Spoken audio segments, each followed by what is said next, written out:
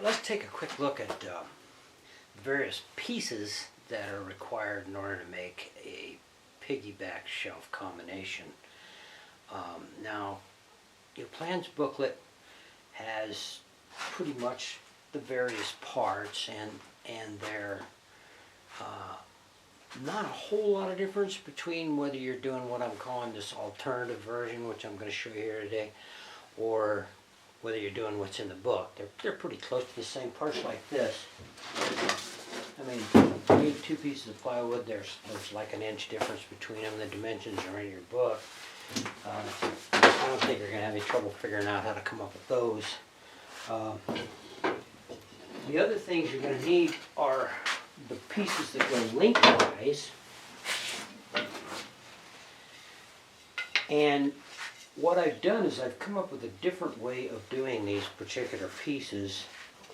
And as you can see, it does involve making what amounts to a dado in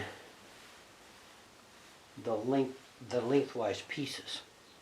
Now the trick is that this tab fits inside.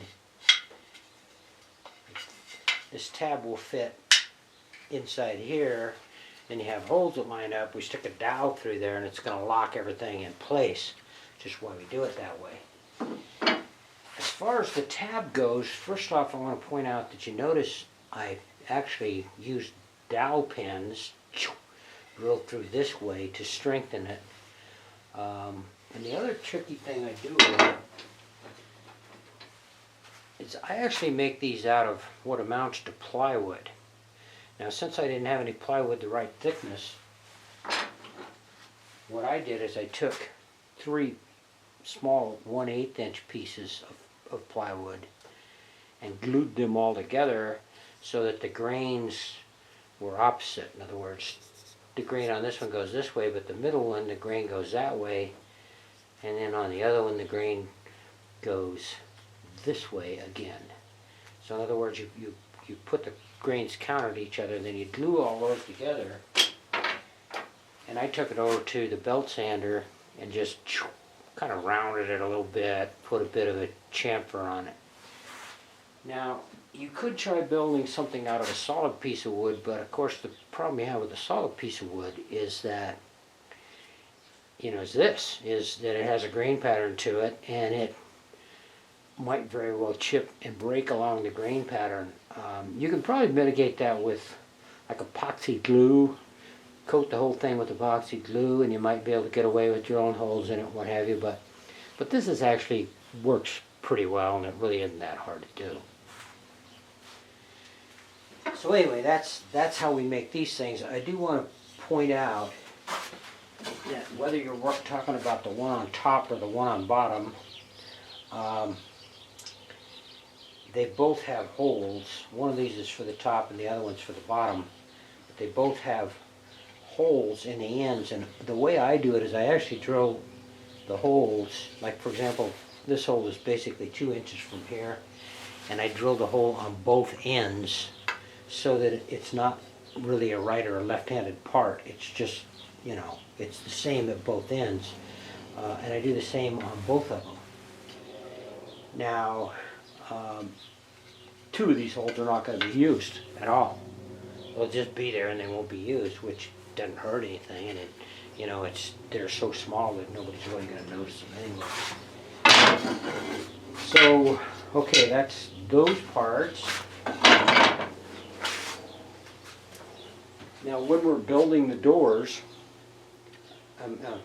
now when we're building the shelves, there are other parts as well.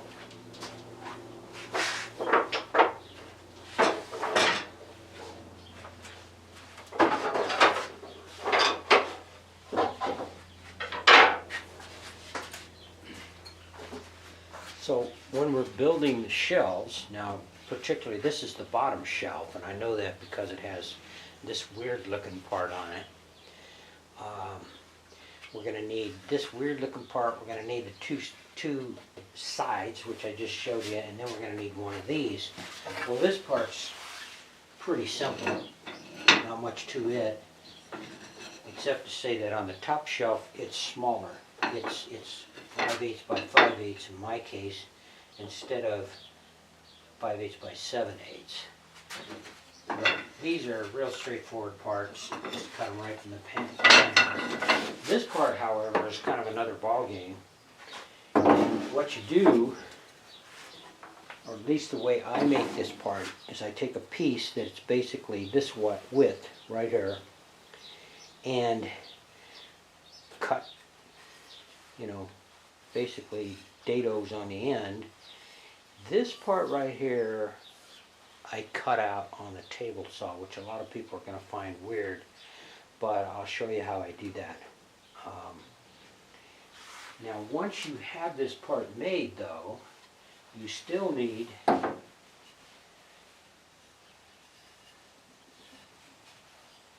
this piece. And the reason I do this is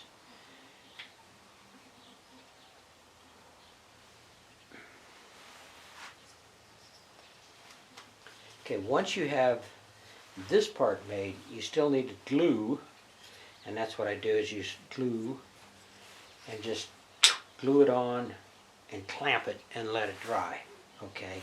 And then you have a part that a dowel can go through. Now you want to make sure that this channel here is in fact 1/4 inch or a little more this direction, and it's also a 1/4 inch or a little more that direction. The other thing you always do with this part, as well as when you're doing the legs, we do exactly the same thing on the legs, is we glue that piece onto there.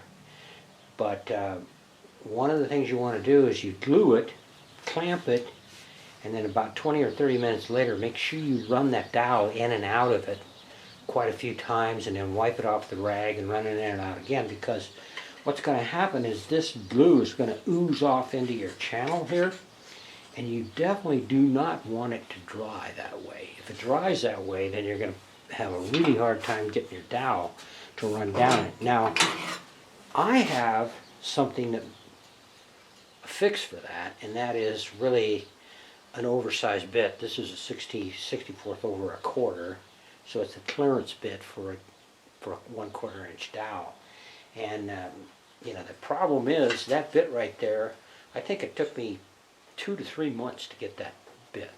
I ordered it, and because it's real long, and because it's a 1/16 oversize, it's not a common bit. You can't walk down to the store and buy one of these things. I ordered this, I think, from Granger, and they had to back order it 2 or 3 times to finally get it for me. So you don't want to do that. You want to make sure this slot is bigger than 1/4 inch in all directions, and make sure you clear it out after you've drilled it, or I'm sorry, after you've glued it. Clear it out with your dowel rod. Run that thing in and out several times before that glue really cures. So anyway, that's this guy. So you have to do that here when you're making this piece. The other thing I do is I round the piece, and I take this part here and I cut off a 45 on either side, and then round it with sandpaper, which I happen to like a little bit. You'll notice this is rounded. This one's just got the 45 on it, but it's real easy to round with sandpaper.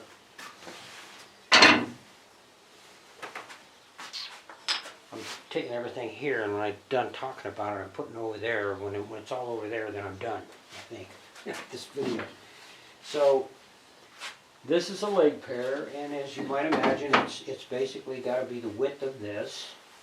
Once we get this part glued onto it, and again, you can round it. You may have to round it, and you may not actually have to round it, but for sure you're going to have to cut the corner off so that the corner doesn't catch when you try to pick it up. If you don't at least cut the corner off, the corner it will catch as you try to pick it up. So, you know, I like the way it looks rounded, which is probably the reason I do it that way. And plus you can do it on a belt sander. You get your belt sander going out, a bench belt sander, and you just basically do this number here with it, and that'll round it for you. Which is also what I do with this piece, and I'll show you how this piece goes on here in a second. But it's really, you bolt it onto the stand, and I'm going to kind of show you this because people who order kits, and also some people order Piggy Back shells after the fact, need to see how this is done. So I'm going to show you that here last. But it goes like this. This piece sits on top, and then of course our dowel is going to go all the way through.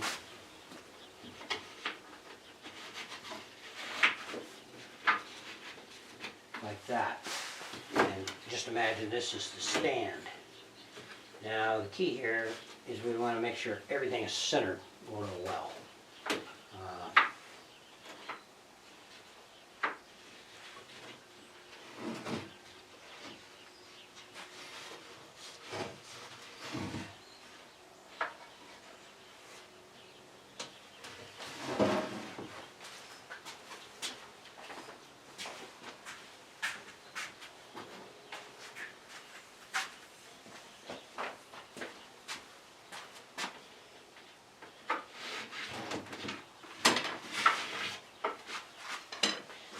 This is another one of those parts you make out of two pieces. You have a base, and then you have that other kind of channeled part that you glue on top of it.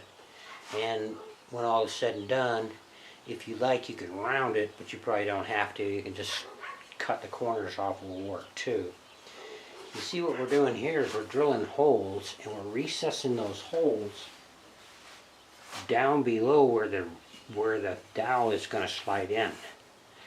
So that's kind of the trick to the whole thing, is that the screws that hold it are going to go down below the dowel. Then you can fit the dowel in. Of course, that's just a dado, and the width of this thing is essentially whatever that is. That's that. Now, one leg pair, I show you in another video how to locate the hole for what amounts to the dowel that locks everything together. I'll show you in the next video on that, so I won't bother with that. But the other leg pair, which is the one that goes in the top, I believe, I mean, you can just put it out in the center, put a half-inch dowel hole here and here, out in the center somewhere is fine. The other thing we tend to do is you want to, do pilot holes for cup hooks, that kind of thing.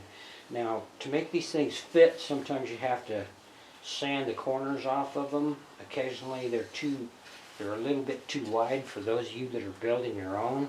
Once you get everything all glued together, you'll find that sometimes they're a little too wide, so you have to trim it one way or another.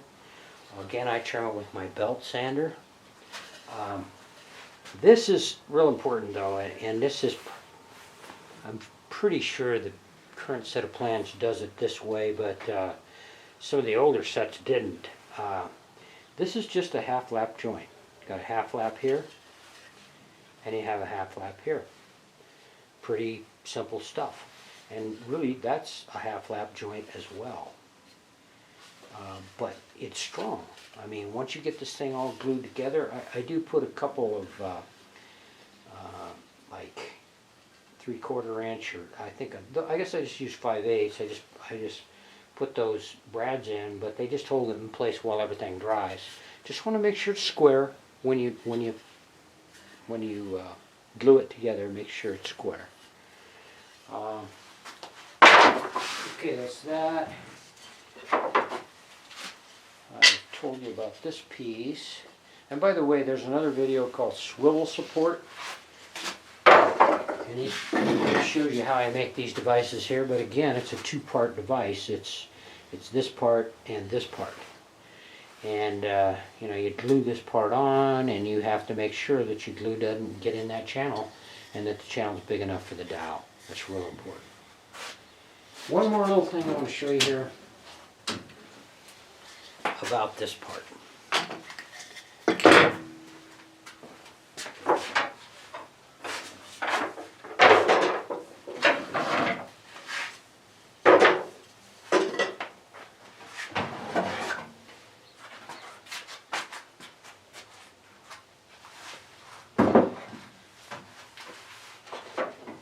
And also, now, let's say you ordered one of these, maybe you already got a grubby one, and you decided you wanted to upgrade to the Piggy Back shelf, which is a good way to go.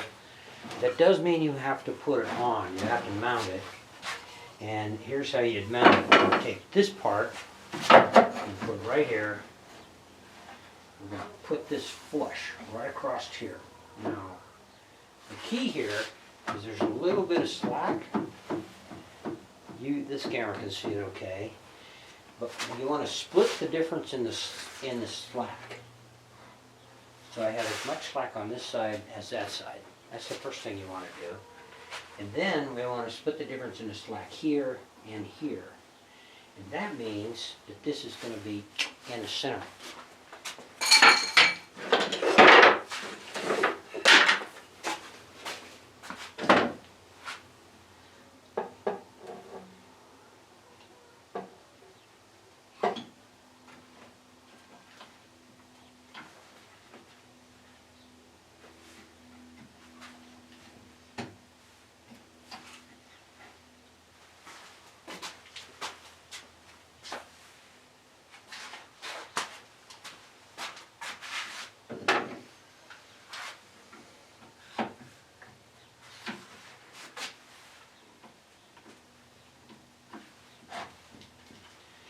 Now, once we have this piece in the center and flush right here, then you take your drill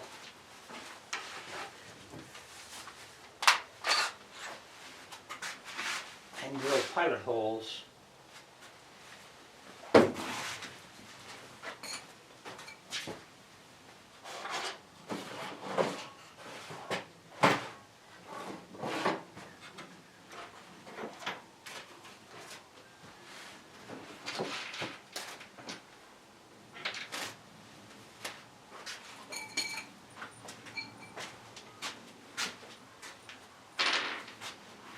Yeah, once you get it all mounted where you want it, then of course all we have to do is drill pilot holes that are appropriate to whatever screws you use. You don't want, make sure you don't use screws that are too long and go through the other side, because that'll poke you when you're carrying it. So you definitely don't want too long screws. I use these, which are 1-inch deck screws, if you will, or drywall screws. Used to be able to get them at both Lowe's and Home Depot, but for some reason they decided they wanted to stop carrying them. And in fact, I just ordered a box of 8,000 just to make sure I had enough to do kits and that kind of stuff with. But when you order one of these by themselves, I send you screws for this.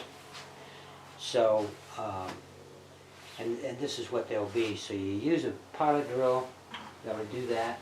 I have already countersunk it so that when you stick that baby in there, you might have to do a clearance hole on that hole right there. But like this one here doesn't look like it's big enough.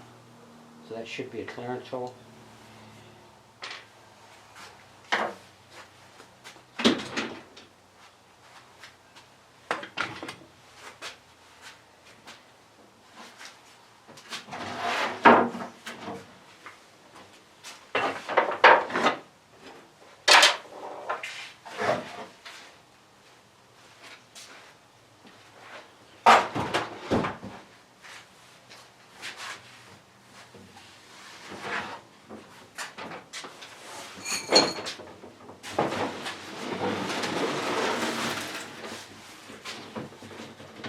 Now the one last thing I want to show you has to do with this swivel support. Put the swivel support down here, no problem. the way it works, of course, I've shown you that before. You have a swivel dowel, which goes through this way.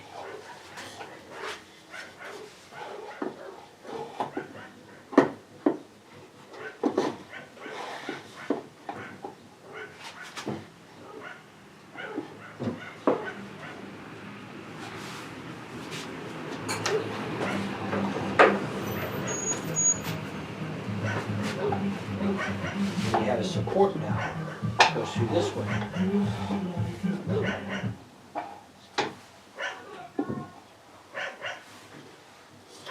Okay, now, situated like that, this would be a toothbrush holder.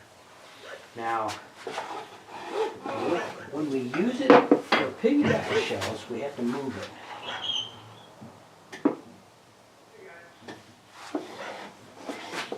You have to move it up to the top set of shelves.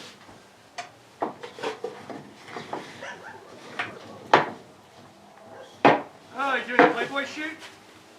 What's that? Doing a Playboy photo shoot? Yeah. Yeah, porn. I'm making a porn movie. Pornwood. It's pretty ugly, I'll tell you that. Oh,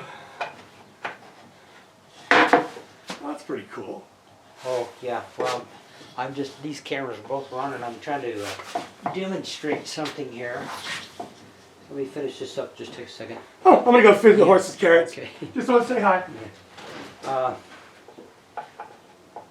So, the key here is that sometimes this won't fit because, you know, when you drill holes like this, I mean, even though you drill them exact, the problem you have when you're working with wood is sometimes your bit will get carried one direction or another as you start to drill.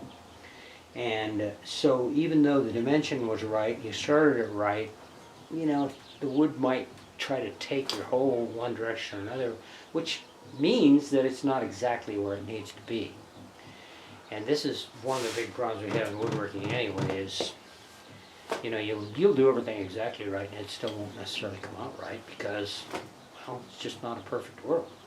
So the way you fix that in this particular case, and it can be off either direction. It can be off to where when you put this in, this thing is sagging down too low, or it can be off so you can't even get it in, which is the case here. I'll take that camera right there and show you.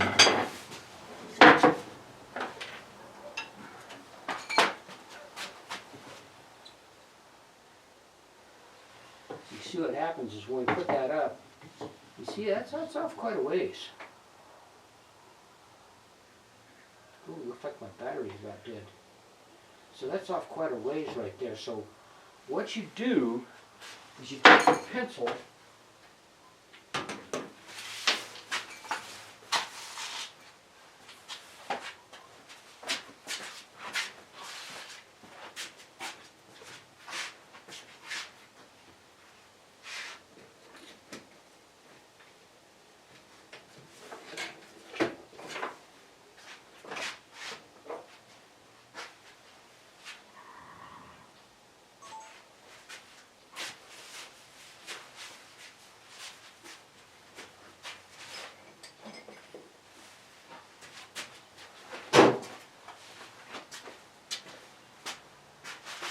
So you take your pencil,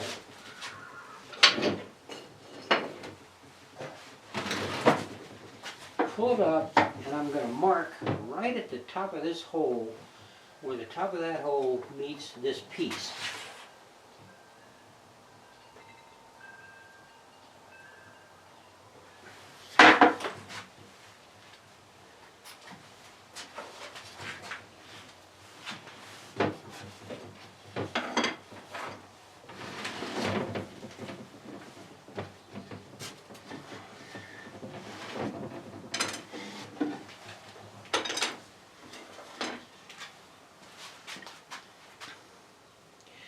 And that happens to be right there. So I'm going to mark that, and then I'm going to put a line on here.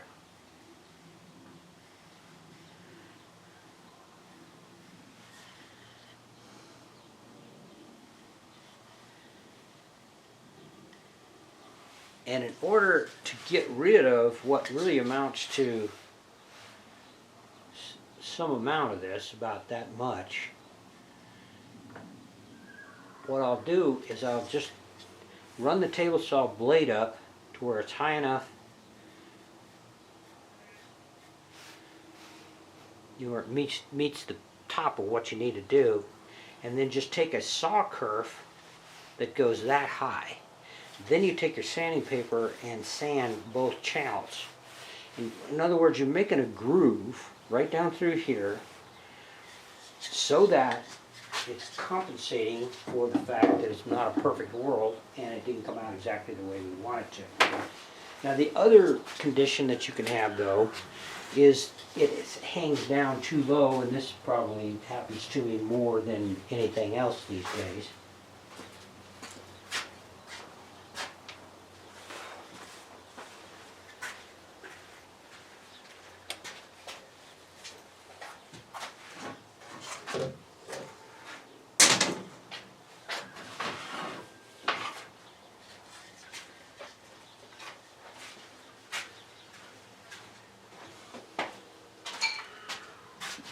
And in that case, what you would need to do is you'd need to take up some space. So the way to do that is you just glue a thin piece. This is too thick, but I'll just use it to illustrate the point. You glue a thin piece to this piece, and that will take up the slack. Now, I'll glue one on that's a little big, and then take it to the belt sander and progressively start sanding it down until I get just the right kind of fit. And you can make it fit, you know, what you want is you want it to come up, be exactly to the top, nice and solid, so that it holds whatever's sitting on it. But at the same time, it's not hard to get the dowel in and out. So it's kind of a gentle proposition. You want to sand it down until you get both of those conditions. It holds it all the way up to the top, but the dowel still slides in and out fairly easy. And that will make you know, that part a pretty easy proposition. Now, down here, if you're using it down here as a toothbrush holder, that's where you use these holes and put toothbrushes in there. But when you're doing a piggyback shelf thing, you use it up here. These holes are useless. They don't do any good at all because you're using it to hold the shelf. So, okay. I think that's what you need on a piggyback shelf. I hope it is, because I really need to be done with this project. Anyway, later.